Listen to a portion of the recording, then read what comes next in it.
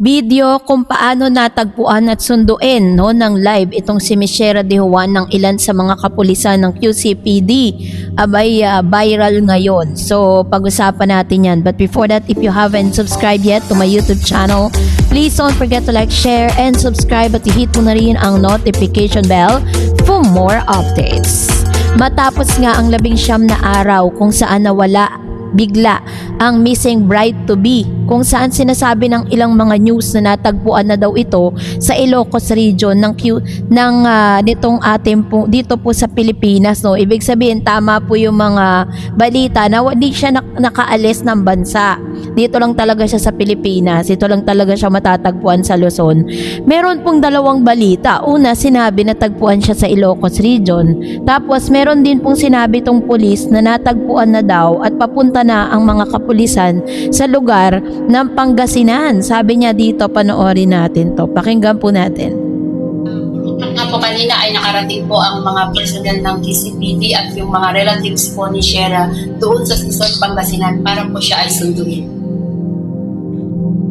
So sinabi po dito ng GMA News, it was verified by GMA News, nagsalita yung isa sa mga investigador dito na natagpuan na nga raw si Shera sa lugar po ng Sison, Pangasinan. Tapos sabi naman po ng Bombo Radyo DZRGR 891KHZ na natagpuan naman siya sa Ilocos region. Sabi diyan, natagpuan na ng mga otoridad ang nawawalang bride-to-be na si Shera De Juan sa Ilocos region makalipas ang 19 na araw. Mula nang iulat ang kanyang pagkawala ayon sa Quezon City Police District QCPD nitong Lunes, December 29, 2025. Ayon sa QCPD, patungo na ang mga tauhan ng Police Station 5 kasama ang pamilya ni De Juan upang ligtas at maayos niyang sunduin sa lugar kung saan siya natagpuan.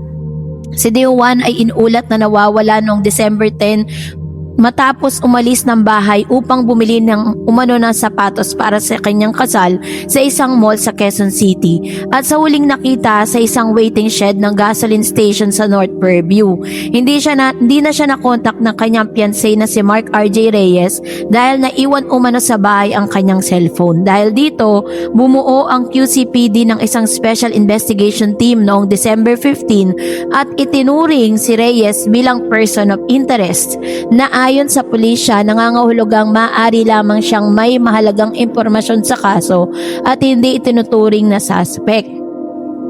Nauna na ring sinabi ng QCPD na nahaharap si De Juan sa mga suliraning pinansyal kaugnay ang kanyang nalalapit na kasal at sa gamutan ng kanyang ama batay sa isinagawang digital forensic examination sa kanyang mga gadget. So meron pong isang video sa TikTok or dito po sa Black App na nagbabiral siya ngayon kasi sinasabing ito raw si Miss Shera De Juan nung natagpuan po siya dito po sa Sison, Pangasinan. So panoorin natin ang sabay-sabay at meron tayong mapapansin dito po sa bidyong ito. Let's watch this. Opo, kaya po kasi talaga ako. Nag-aabot ko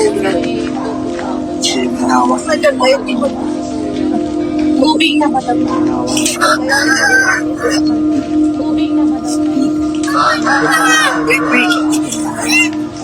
Okay. Hey. Okay.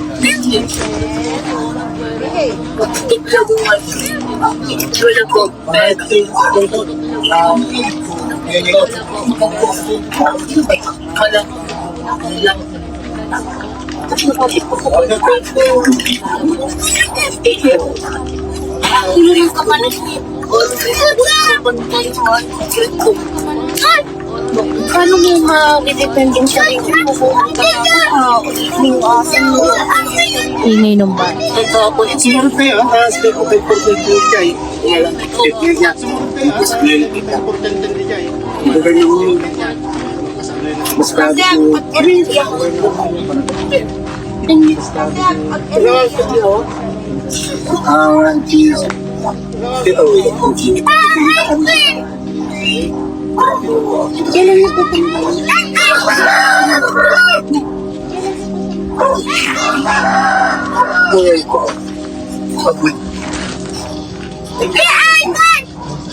Ay! Hindi amo lang dito.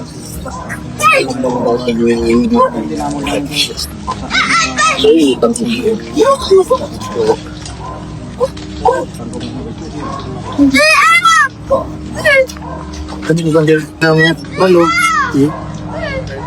Ano lugan din lang naman ng patrol naman. Pagbababa tayo doon, hindi naman makakasikot-sikot. Hindi na yung talaga. Kinain ako kasi talaga. Nag-aabi ko kung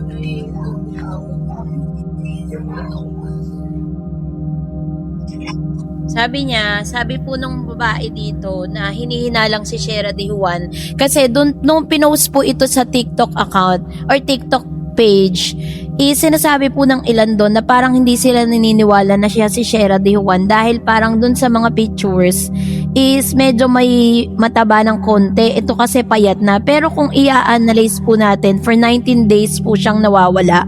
Talagang medyo lalaglag yung katawan niya kung sakasakaling meron nga talaga siyang pinoproblema. At the same time, sabi ng babae, pagkakaunawa ko lang na nag-aabang daw siya ng may tutulong sa kanya. Tapos dumaan daw yung lalaki na yon, yung tinuturo niyang lalaki, at yan daw yung nagtumulong sa kanya. Parang sa pagkakakita natin kay Shera, parang medyo wala siya sa sarili niya parang tulala.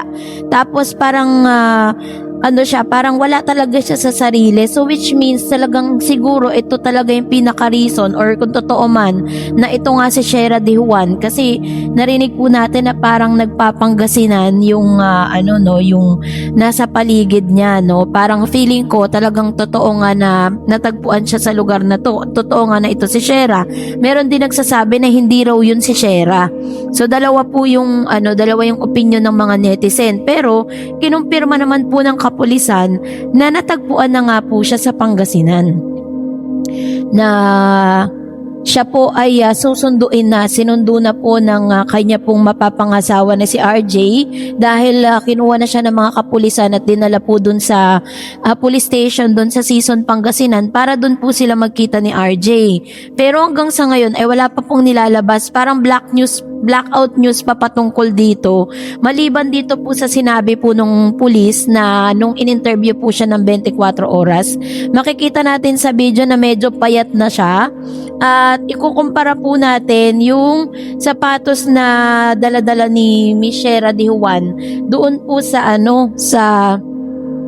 sapatos niya sa CCTV camera nung siya po ay nawala. So tingnan natin at para po ma-check natin na talagang hindi naman pala nakita yung kanyang shoes na suot nung siya po. Pero yun nga, marami nagtuturo na nandoon na nga daw po si Shera De Juan.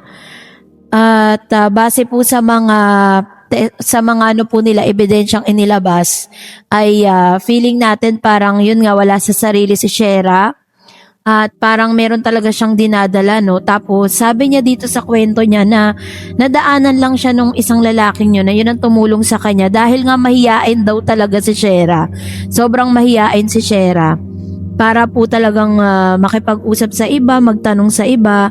Pero wala pa pong direktang statement si Miss Shera De Juan kung bakit siya napunta po sa Pangasinan. Baka nga tama talaga yung sinasabi ng mga netizen na si Shera po ay parang na-hypnotize. Kasi marami po talagang budol dyan sa Fairview, no, kung saan siya po ay huling pumunta. So abangan natin ang mga news na ilalabas po ng TV Patrol at the same time ng GMA News patungkol sa balitang ito. Abang-abang lang po tayo.